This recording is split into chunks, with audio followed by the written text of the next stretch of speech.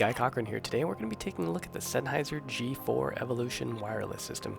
I'd love to show you guys how to set these guys up so that you can get the most out of them. So the last video that I did like this got over 100,000 views and hundreds of comments that were all like, thank you, thank you, thank you. So now that the G4 is out, I wanted to come out with a new one that just shows you how to get the best out of this system. So I've got a little green screen system behind me, and what we're going to do is we're going to cut over to my close-up overhead camera. This is kind of like the cooking show where you're going to be able to see my hands as we're kind of running through all the settings. So first thing we're going to do is we're going to reset the unit. So if you're renting these units or if you just bought them, we just want to go back to factory fresh. So we're going to we have 4 buttons here that we're dealing with. We've got on, off, up and down, and set. And again, this is the receiver because we can tell with the AF out on the top, and we can also tell on the back that it says receiver right there. So with these 4 buttons, we're going to scroll down until we find the menu that says advanced. We're going to hit the set button. Set. We're going to cruise down until we see reset. It'll default to no. We're going to say yes, hit set, and now that is stored. So now we've cleared out any garbage that might be in there from somebody else messing with it. So the next thing we're going to do is we're going to scan for some open frequencies. So we're going to press the on-off button to get out of what we were in before, and then we're going to hit set and go down to easy setup. Easy setup is where we can go ahead and get rid of any other lists. We can reset it here, but we have already factory reset it, so that's alright. We're going to go in here and say scan new list. Now I'm going to hit the button and it's going to start scanning from 516 to 558. I'm going to move this back a little ways just because what happened, I ran through this whole presentation once already, and what happened was as I was scanning the first time, I have my mixer switcher and an Ethernet switch and a lot of computer gear over here. So this thing scanned and it found 0 frequencies, so there's obviously some interference here. So ideally you're scanning wherever you're going to use the unit. You know, the receiver usually sits on the camera or in your audio bag. And so you always want to scan a new list every time you go to a new venue. If you scanned one at your office and then you go to another location in the field, you want to scan a new list if there's time. I mean, if there's not time, then roll with it, but realize that you might take some hits. And I've seen some devastating footage where it was just good stuff that you could only get once, and I've heard so if you want to avoid that, this is what you do. You scan for a new list, and when it's done scanning, it's going to say something like this. So there's multiple banks. I believe there's 20 banks. Yeah, there's 20 banks. And each of those has, as we're scrolling down here, you can see how many free are in each bank. I believe there's normally 12 or so. So we've got quite a bit of interference around here. I'm just going to go ahead and go to bank 1. Actually, let's go to one where there's a little bit more, where there's nothing. So 7 was might have been our highest there. Actually 9 looks good. So if you were to see this on a meter, you would actually see where a TV station might be a DTV station, and what you want to do is you want to get away from it if there's 2 like big spikes. So you could actually go on Sennheiser's website to the frequency finder, and you can look on there and see exact locations, but this way is just sure, especially because somebody else can be in that frequency, and if you say scan new list, as long as their transmitter's on, you're going to be able to avoid them, so you don't want somebody else walking on top of your channel. So this is again why it's a good idea to always do this before when you get to a new venue. So I hit set, and now we're in bank 13, and we can choose which one of these that we want. So 13.8, 13.7, 13.6. We'll go ahead and pick 13.6. So that's bank 13, and we hit set, and now it's set.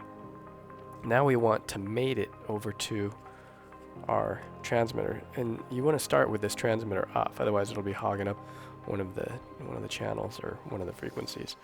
So to get this now programmed to the exact same one, what you can see here is I got the receiver on the right side, and we want to pair because right now they're different. This one says 528 and this one says 531-600. So we're gonna say set, and we're gonna go down. Whoops, I just passed it. We're gonna go to sync, and we're gonna hit set. And you're gonna notice that when you have the door open that there's these two little kind of purplish looking things.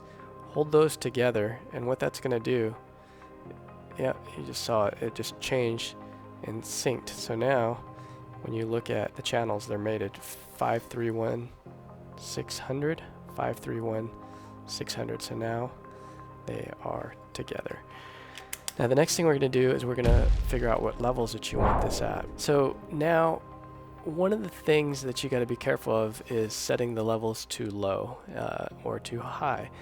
A lot of cameras have line input. This I really recommend going with a mic input because it's really not strong enough to send a proper line output. So if you're using these with a mixer, like I really love the Sound Devices little Mix Pre 3, 6, and 10, I highly recommend taking a look at those if you haven't. Those will allow you to take in line or mic level, but I would recommend with these to go with mic level. And so the settings that you want to use on your AF out, which is down here, it's right there, AF out. You want to start out with about the -12 dB, and that should get you in the ballpark. If you wanted to try and do line out, you can try the +12 dB. Otherwise, for a consumer type or prosumer type camera, using this with a DSLR, I would try -12 dB. If you're using it with a DSLR, I would turn the DSLR down as low as you can so that it's not trying to introduce more noise. Maybe to like plus where there's like one little bar at the bottom, and then go ahead and start plussing this up.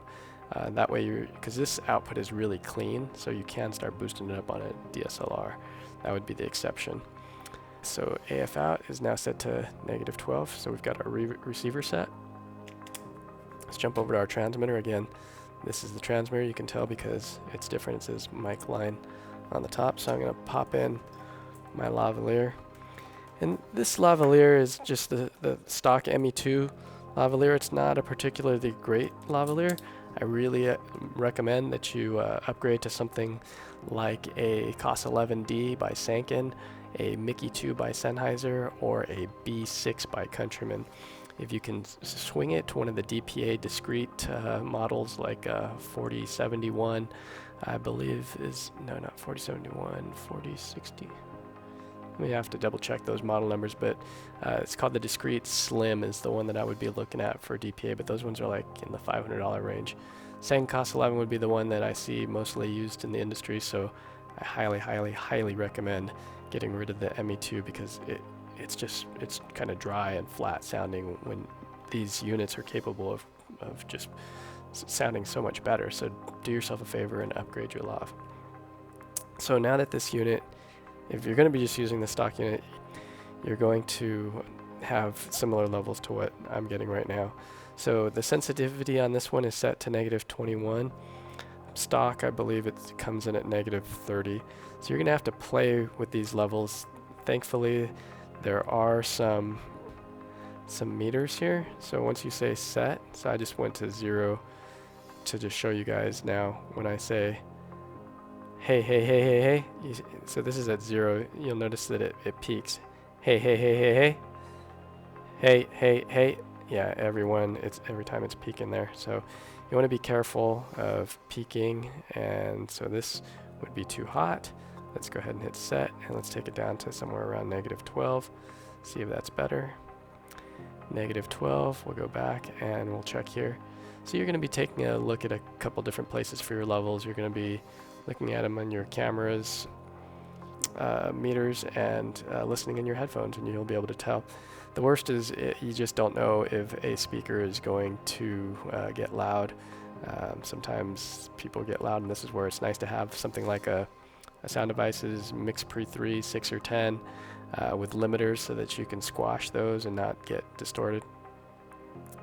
So that's it really. We've talked about changing the the levels, we've talked about changing, actually that's looking a little hot, let's change that down to -18.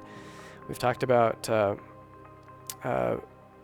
setting the frequencies, and really the last thing that I would probably be looking at is on the receiver, you have something called pilot tone and squelch.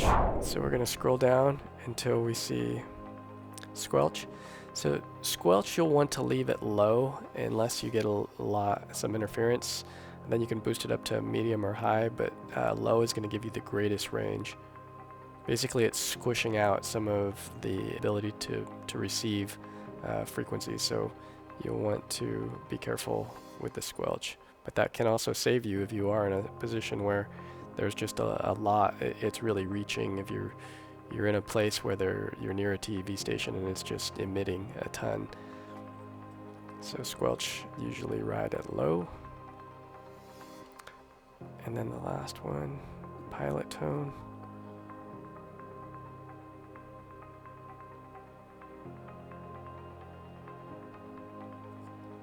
Under advanced. Pilot tone is active. You leave this on because this sends out a very high frequency, or it's looking on the receiver, it's looking for a very high frequency from the transmitter, and what it'll do is it will mute if it doesn't find a transmitter, which is nice because if you've ever heard one of these things when it doesn't have pilot tone on and it just turns on, it can just be a loud bunch of static. Alright, that's going to wrap it up. Thanks for watching and hope you guys enjoyed this one. Please subscribe to the channel, throw a like on there, appreciate it. Catch you next time.